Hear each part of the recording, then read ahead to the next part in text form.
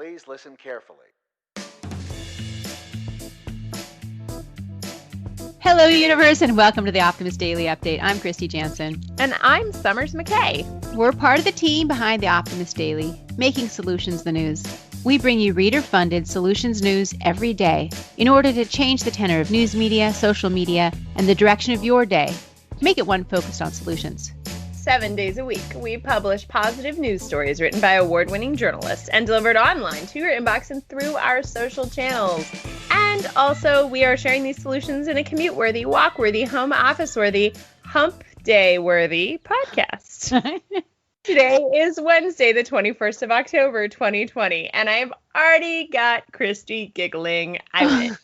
Well, in the context of the story I'm going to talk about. Yep. Well, and I've been up for too long this morning. I've been up since like 4, so I'm a little bit punch drunk, kind of crazy with. What woke you at 4 a.m. and how have you spent the last 5 hours of your life? So I have a housemate, and it was his birthday yesterday. Who's this friend of ours that's living with us, and it was his birthday, so we had a party for him, and I had margaritas. Nice. All right. So, it was Tuesday night margarita night, Taco Tuesdays. It was super fun. But I think because of that, I did not sleep well. I'm not used to having so much sugar in the evening, And so I woke up and I'm working on this article on recycling of batteries. And so I was listening to some podcasts. And so anyway, I've basically been up since 4 a.m, mostly listening to podcasts, but I am not well slept. I didn't sleep very well. I am sorry that you were not well slept. I actually got great sleep last night, comparatively speaking, but I also have been up since relatively early this morning. We have already watched all of Little Mermaid and all of Moana, and I officially know that I am raising an itty-bitty little Disney princess here because she woke up making sounds of meowing for her toy kitten. And then I said, "What do you want to watch?" And she said, "Mermaid." And then we went out of the bedroom to go start making breakfast. And I said, "What do you want to watch now?" And she said, "Oana." So I have officially Disneyfied my child. Okay. And I'm not sure that's a good thing, but we have just turned over our lives to like screen time early in the morning. You've got a little Disney princess, and I've spent my mental energy this morning with Minerals Manhattan Project. Right. And this is not a reflection on our natural intelligence, but Kristy is in a more intelligent phase in her life. Yesterday, actually, my older teenagers were talking about how they think that my brain, like my bar for entertainment, like what constitutes entertainment or compelling content, has been so reduced because watching Baby Einstein with Brennan, where you just see like a color on the screen repeatedly. Well, you no longer can determine what is good entertainment, Summers. You're just fired from this process. my child is 14 and doing STEM stuff. So, it's a different age group for sure. Yes, exactly. So there's hope. I will be talking about smart things in the future. But we can say that even if you don't have time to use your brain for anything particularly effective in the morning, like understanding mineral acquisition, like Kristy does, you can read the Optimist Daily and get intelligence. So today, what are we going to talk about from the Optimist Daily? Well, my story is actually all about self-improvement, and it's also about getting naked. Yay, naked! And the headline is "Getting Naked Around Strangers Can Improve Your Body Image." It has been shown. And this is actually a really fun and interesting little bit of news, because having a negative body image, just feeling bad about yourself, really can affect how you show up to other people. According to a new study, there's a way to improve your own perception of yourself and the perception you have of your own body. And the way to do that is getting naked around a group of strangers. Now, not any random group of strangers. Don't go outside and take off your clothes or something like that. Or don't do it on a Zoom call either. Yeah, don't get naked accidentally on a Zoom call or do other inappropriate things on a Zoom call. Not a good idea. But there are places that you can go where it is actually acceptable to take off your clothes. And in fact, as a kid traveling in Europe, on the boat, there were times when we would go to naturalist resorts where everybody was naked. And it's interesting when you go into that kind of a setting because you get to see it's not at all about sexuality. It's just about being natural, right? Mm-hmm. It's about being without your clothes, Anyway, but this study used online advertisements. They recruited 27 men and 24 women, and it was all above board and controlled. The description was in the Journal of Sex Research. But they were able to show that the researchers discovered that participants who got naked reported a more positive body image after the study. So it just sort of goes to show you that nudity and naturist activities can actually boost an individual's self-confidence and make you feel like you're just a person, right? It's not about looking like the underwear model or the guy with no shirt, right? It's just about being comfortable in your own skin, and being comfortable in your own skin leads to being comfortable in front of other people when you do have clothes on. So I like this article. I thought it was sort of fun. With my mental powers right now, it was about as much as I could do.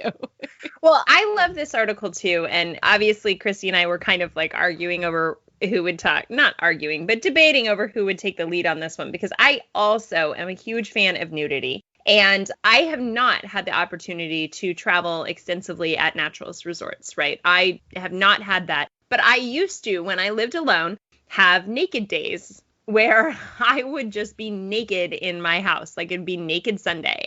I was going through a relatively difficult period after my first marriage ended. And I committed to a 40-day practice where every night I would take a shower, get naked, be in my house alone, and write in my journal. And I called it the naked breakup. Was sort of a way of undressing all of the sort of trappings of being restrained and feeling insecure. And so I think that folks, like, even if you don't have the opportunity to be naked around strangers, I would highly encourage people to just spend time naked yourselves. And as it stands now, I've got teenagers in the house, and there just really isn't a comfortable naked Sunday in my life, but Brennan and I run around naked. And I just think that it's really important, when we look at some of the early fertility figures like the Venus of Willendorf, they're just not these taut, tiny, skinny bodies, and so much disordered eating and body image issues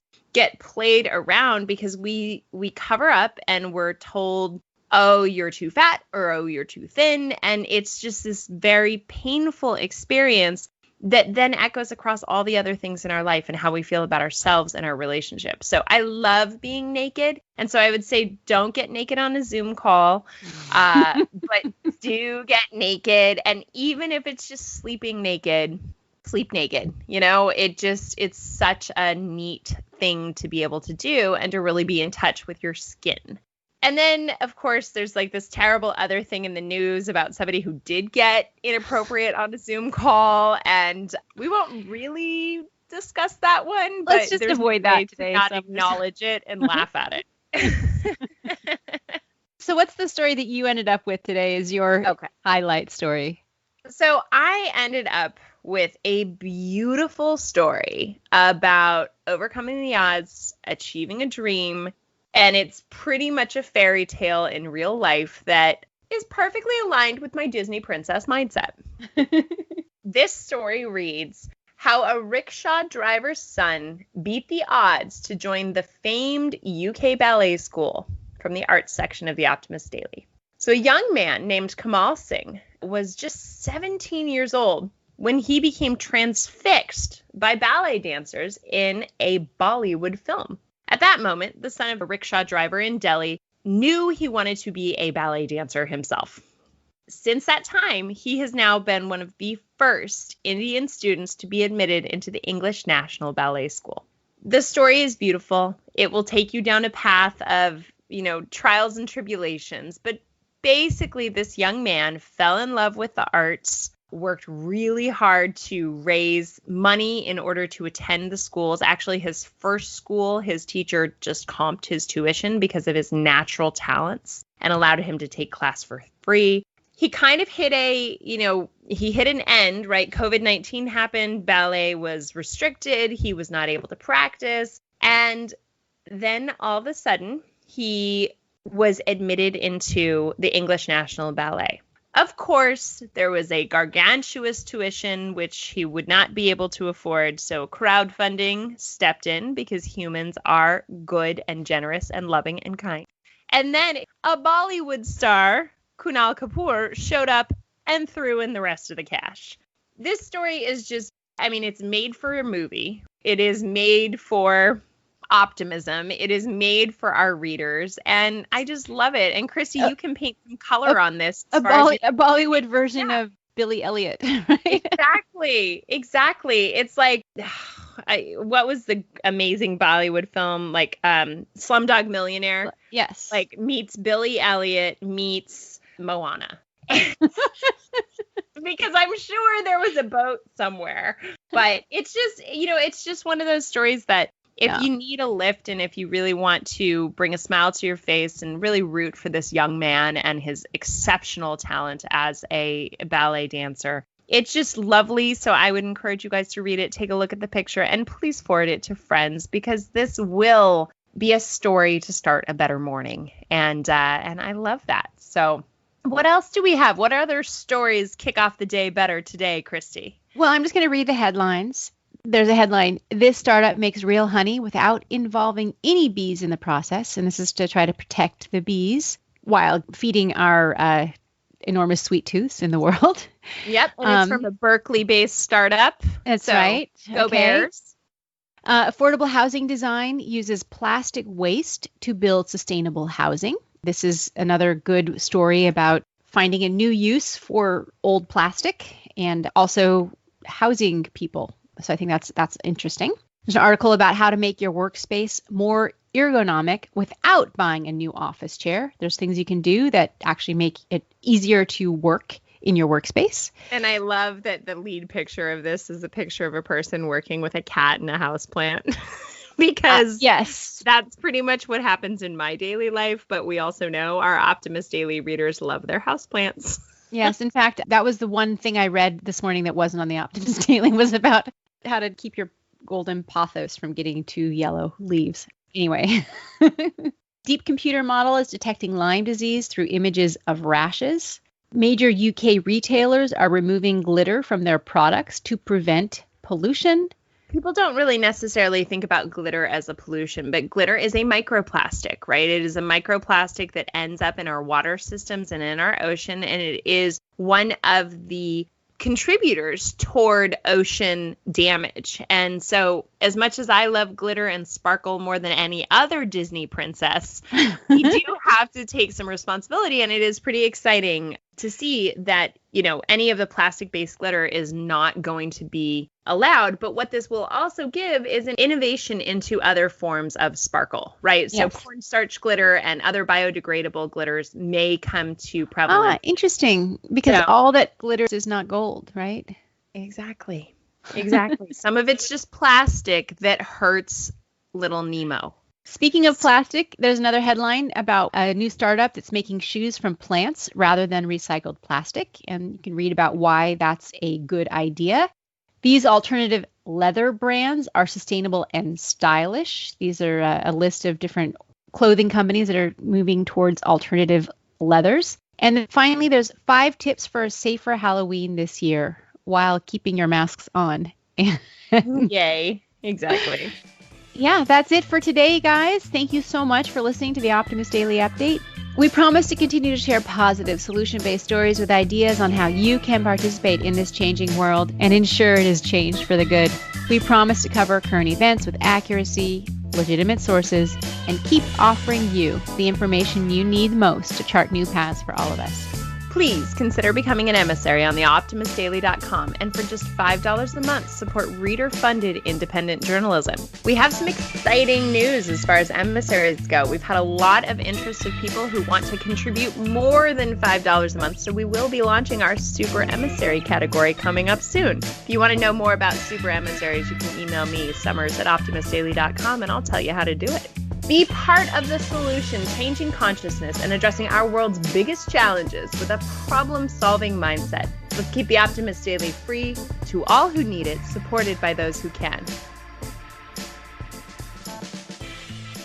Hey, wait, before we sign off, do you want to hear the little Halloween toy kitten meow? Absolutely. Okay, ready? Mm-hmm.